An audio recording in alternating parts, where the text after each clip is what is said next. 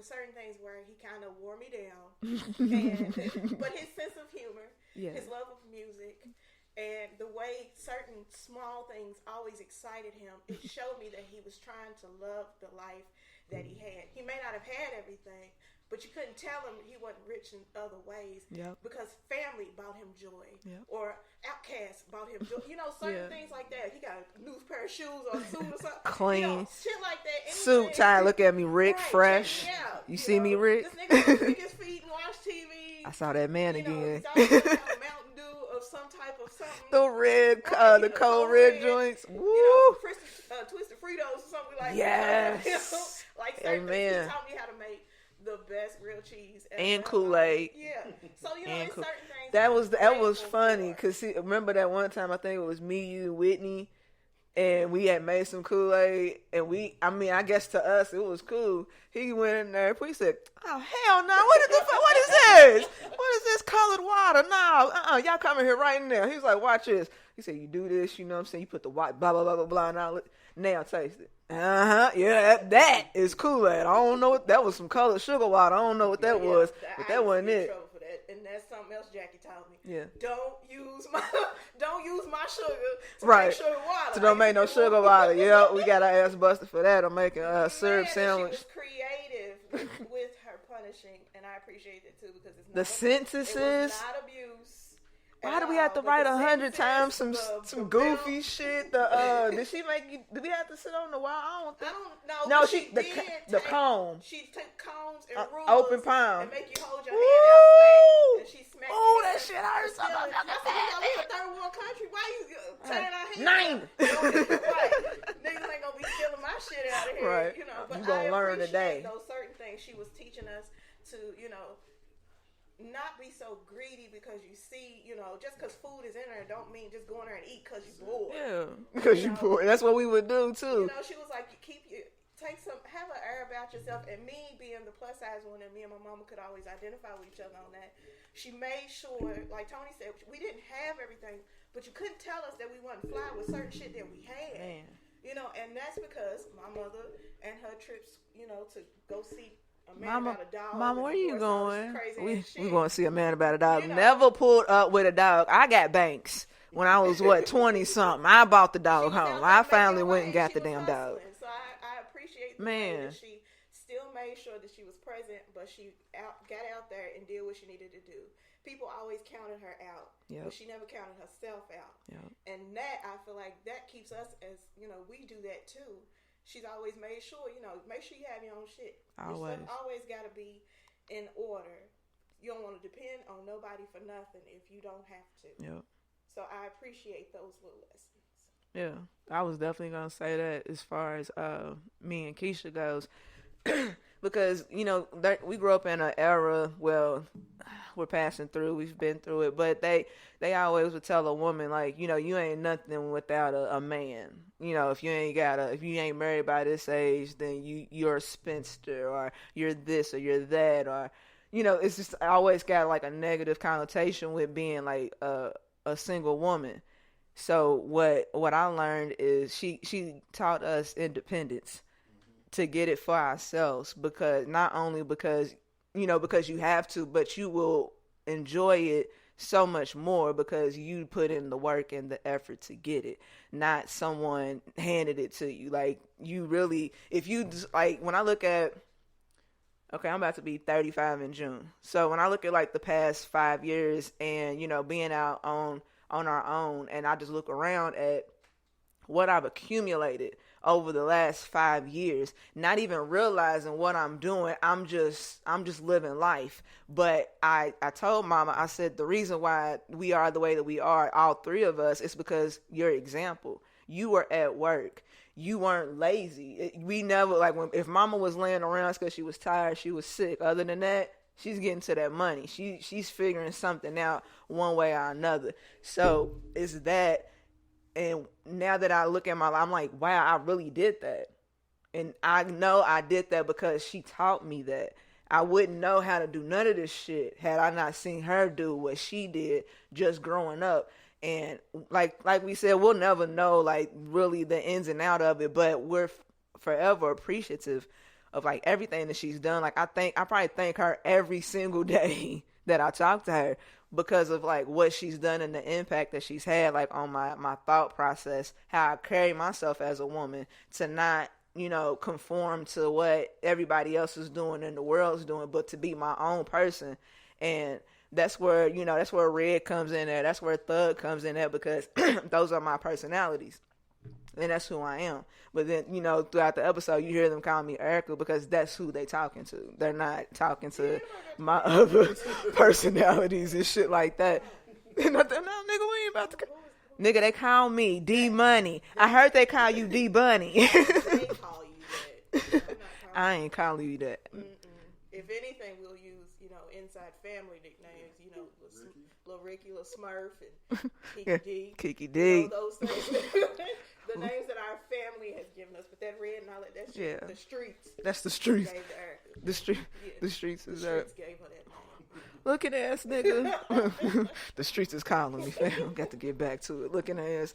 But as far as Dad, you know, I've touched on that.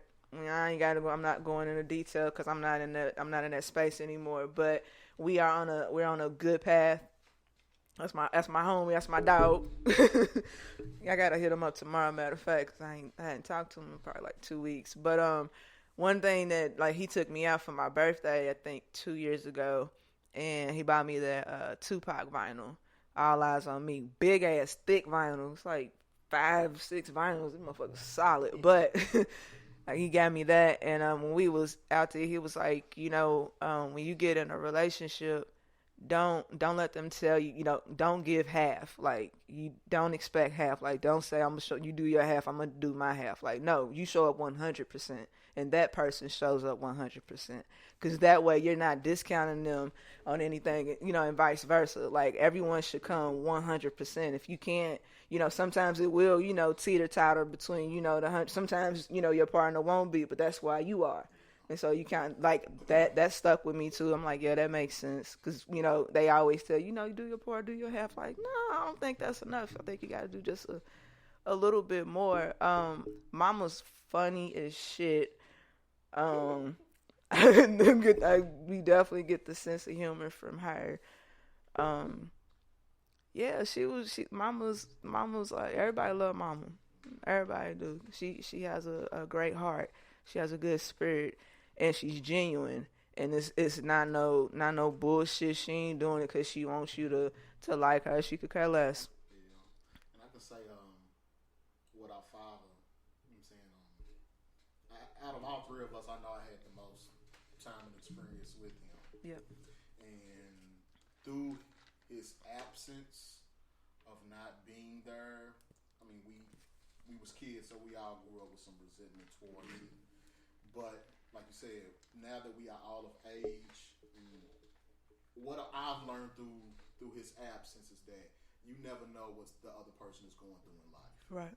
That it's so easy to be the child on the outside looking in and just thinking that, hey, he's not here, he doesn't love me. Right. But then that goes back to what our mothers done with us. Our mothers always taught us to look at everything from every angle. Right. Yep. So a lot we have been able to, like, even when y'all being under me being y'all big brother and having to shoulder some of that male responsibility of him not being there. Yeah. I tried to instill in y'all in that what I'm saying, we don't know what that person was going through that didn't allow him to be there. Right. And I think, you know what I'm saying, a lot of people, that can help a lot of people that, yes, it hurts for that person not to be there, but then try to take yourself outside of that just for a moment, because you never know where God's going to have you to walk down a path, and it might take you out of someone's life. You know what I'm saying? You just never know. Right. So his absence of not being there, it hurt. But in the same time, truthfully, I wouldn't change it for the world. Yeah. I wouldn't change it for us. Now we have a better relationship with him. Right. And we are all thankful for him. He gave us life. He is our father. Yep. And we got a lot of tendencies from him, even with him not even being here. You know what I'm saying? But it was a blessing with him not being here, as crazy as it might sound to some people. But they gave us tough skin. Yep. That prepared us for the world, to where that heartache and pain coming from someone who gave you life, if you can patch that up, then nothing else anybody else even matters. Right. Anything next to you killed somebody. Right. Of course. Yeah. It can be worked through. Yeah. And that's how we was taught through church, through our mama, and also by his absence. You know what I'm saying? It's a lesson in everything. You just have to be understanding and open-minded enough to try to look at him and get that lesson. Don't let your pain and your anger and your resentment overtake you to where you miss a valuable lesson that you might be able to pass down to your children. Right. So I'm a love pops, love mama. They've always been there for us, even if you're not there or they're present. It's been a blessing. I wouldn't change nothing. I'm glad that we now are able to pick up the phone and have a conversation with him. Hell, I see him on Xbox on Xbox all the time. I can shoot him a message. You know what I'm saying? So it all works out in the end. And that's without him, there wouldn't have, if he was present, there would have been no need for no John Henderson for Tony, right? Or for me to have, who I had, Miss Julie Johnson, and those programs set us up with people where we never missed. No. Certain things. It was in the back of our minds, of course. Yes, there were things that we thought about, but that's another way that our mama set us up, to make sure that we didn't just, like so many people do, they just give in to whatever their situation is. And she helped us to see that there are always other alternatives. These people may not be your blood, but some of those people have the things that they've done for us. What am I saying? Tony's 40, I'll be 38, Erika's be 35. We still remember these people. We still very vividly. Very certain vividly. things they've done. It's an impact. Myra Drummond. Yes. Tina, Miss Duffy. All those people who took the Karen. Yep. Those people who took their time, they didn't have to do it. Not right. I told Mama that. I was like, we may not, fuck with her, but she did do something. But we like it Tony though. said with Daddy, it's for us to have not been around him. Me and my brother are both introverts, and so is my daddy. Right. Tony likes the Knicks. My daddy likes the Knicks. Right. They like video games, certain things. My daddy likes to read, certain music stuff. He does. We like vinyl. He had a vinyl. Music. It was certain things. All those things connected us in ways that we didn't know until we became older. But it made us appreciative because we could pinpoint where we got that from. And so I always make sure that I attribute certain things to both parents. Yep. And David, because he will always be included. Yes, David's definitely in the bunch. So definitely. Yeah, because he stepped up and did something that was admirable. Yeah. That no other man didn't have to do. And then on top of that, it introduced us and gave us some more family. Right. Jimmy. And right. Mama. You know what I'm saying? Rest in peace, Auntie Di. Like Chase, Kobe, Dominique. God has a plan, and it all works out.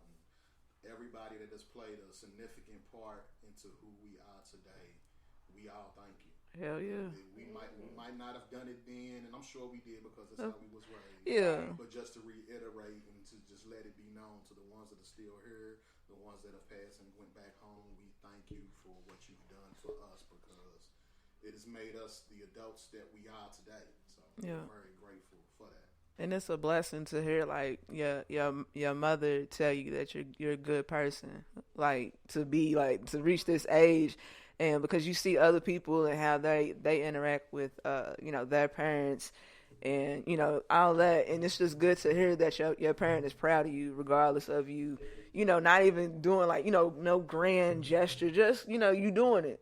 You living your life. You doing it how you supposed to do. You're responsible. You taking care of yourself. You look out for others. Like, we're not selfish people at all. Like, that's not how we were brought up. Because she wasn't selfish. It was however we can help out. Definitely Granny too. Granny be like, it was, I see you chicken, or, you on the ball, girl. Yeah, right. She would make sure that she did it. And, like, for me, with going to high school and stuff, my granny was never the person who was like the gift-giving type, or, because she showed her love in other ways. She served people her whole entire life and made everybody feel like you couldn't tell nobody that they wasn't part of her family. Right. Miss J was everybody's grandmother who cooked and made sure she did what she could do. But for me, when I went to her school, she went and bought me a hair dryer, a hooded dryer, like the professional hooded dryer. to show me. You know, it wasn't, oh, let me do all these big words and all that. She just gave it to me. But